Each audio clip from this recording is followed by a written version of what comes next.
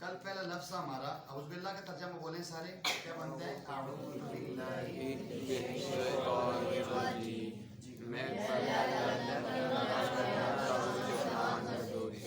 بسم اللہ کا میں شروع کرتا ہوں اللہ کے نام سے جو بڑا مہربان ہے۔ اچھا پہلا لفظ ہے الحمد، بولو للہ ربی العالمین الحمد الحمد، بولو تمام تعریفیں للہ ربی العالمین الرحمن بڑا مہربان ہے، الرحیم مالکی یوم الدین شاباش۔ تو اس کا پہلا یہ تھا کہ الحمدللہ رب العالمین، تمام تعریفیں اس رب کے لیے، اس پالنے والے کے لیے ہیں جو تمام جہانوں کا پالنے والا ہے، الرحمن جو بڑا مہربان ہے، الرحیم نہایت رحم کرنے والا ہے، مالک یوم الدین وہ مالک ہے قیامت کے دن کا۔ اگلی آیت کا جملہ ایاکا، کیا لفظ ہے جی؟ ایاکا، ایاکا ہم تیری ہی عبادت کرتے ہیں، ایاکا ہم تیری ہی نہیں، ایاکا ہم تیری ہی، ایاکا ہم تیری ہی، ایاکا ہم تیری ہی، لکھ لو ایاکا ہم تیری ہی، نعبدو عبادت کرتے ہیں، ایاکا ہم تیری ہی نعبدو عبادت کرتے ہیں۔ کل میں نے آپ سے عرض کیا تھا نا، کا جب آئے گا نا، کا تیرے لیے یا تیری ہوتا ہے، تو یعنی یہ ایاکا تیری ہی، یہ ہی جو ہے نا یہ ہو گیا ایاکا، کاف سے پہلے جو لفظ ہے الف یا اور الف، ایاکا ہم تیری ہی، کیا بولیں گے بیٹا؟ ایاکا آواز سے بولو، ایاکا ہم تیری ہی، ایاکا ہم تیری ہی نعبدو عبادت کرتے ہیں۔ دیکھو اس میں گرامر سمجھاتا ہوں صرف، نعبدو جو ہے نا یہ جمع متکلم کا صیغہ ہے، جمع متکلم یہ بولنے والے سارے ہوں۔ اب اس میں اگر ہم نون کو ہٹاتے ہیں نا، حمزہ لے آتے ہیں، اعبدو، اس کا مطلب ہوگا میں عبادت کرتا ہوں۔ تھوڑا سا سمجھے انشاءاللہ، معمولی سی بات ہے، اعبدو میں عبادت کرتا ہوں، تعبدو تو عبادت، شاباش شاباش، اعبدو میں عبادت کرتا ہوں، تعبدو تو عبادت کرتا ہے، نعبدو ہم سب عبادت کرتے ہیں، سمجھ آ گئی؟ اعبدو میں عبادت کرتا ہوں، تعبدو یہ مخاطب کا صیغہ ہے کہ تو عبادت کرتے ہیں، اور نعبدو ہم سارے عبادت کرتے ہیں۔ تو یہ نعبدو جمع متکلم کا صیغہ ہے کہ ہم سارے، ہر انسان اللہ سے کہتا ہے کہ ایاک نعبدو، کہ اللہ ہم تیری ہی عبادت کرتے ہیں۔ نعبدو کا مطلب یہ ہے کہ ہم عبادت کرتے ہیں، ٹھیک ہے؟ واو کا معنی ہوتا ہے اور، واو کا معنی کیا ہوتا ہے جی؟ اور۔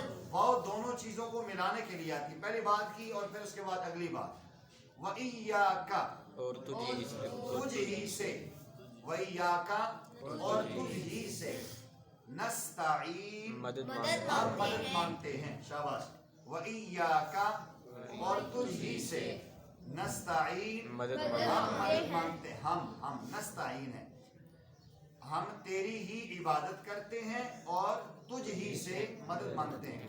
اچھا اب آپ کے ذہن میں کوشچن آ سکتا ہے کہ پہلے ایا کا معنی کرتے ہیں تیری، اور اگلے ایا کا معنی کرتے ہیں تجھ ہی۔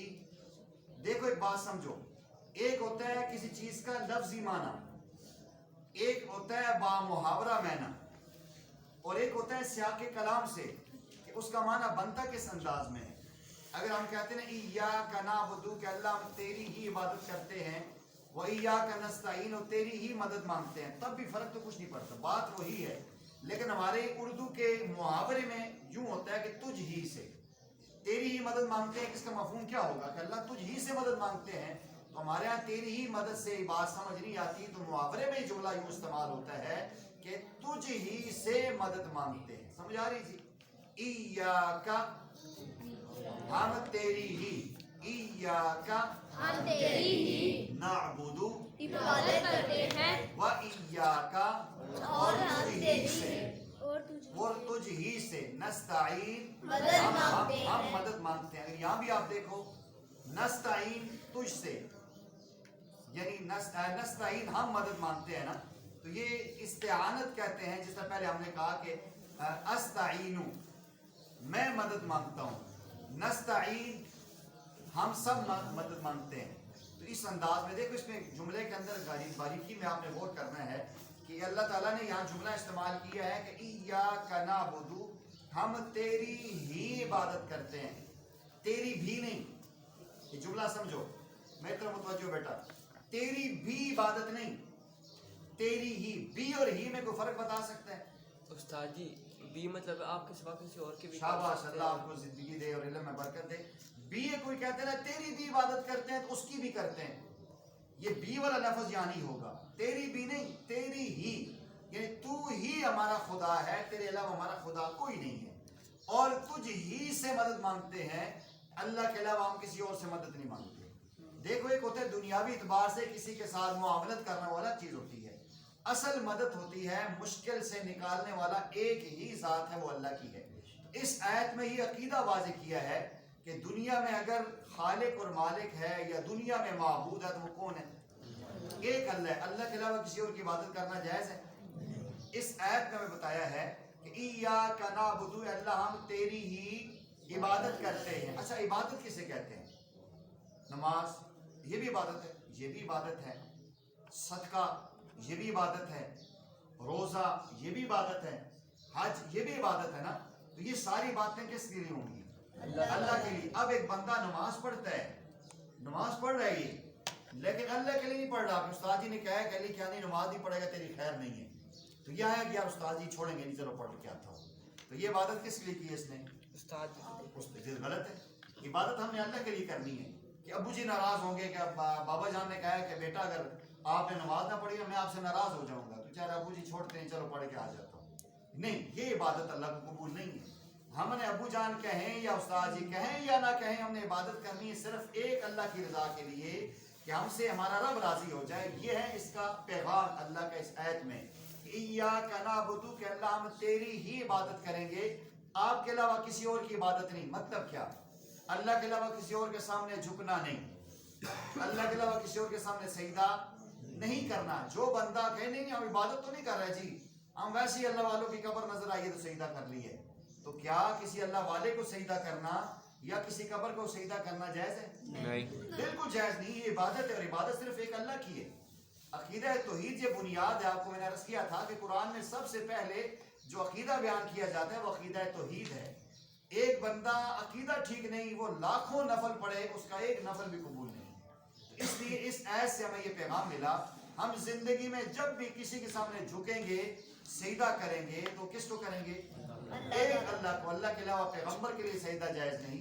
प्यारे आका सल्लल्लाहु अलैहि वसल्लम एक बाग में गए, और ये ज़हन में वाक़या रखो, तो एक ऊंट भागता हुआ आया और उसने आपके कदमों को चूमा, आपके कदमैन मुबारकैन को बोसा लिया, सर रख लिया। तो सहाबाए किराम ने फरमाया, या रसूल अल्लाह, ये बेजुबान जानवर है, अगर ये सजदा कर रहा है तो हम तो ज्यादा हकदार है कि हम आपको सजदा करें।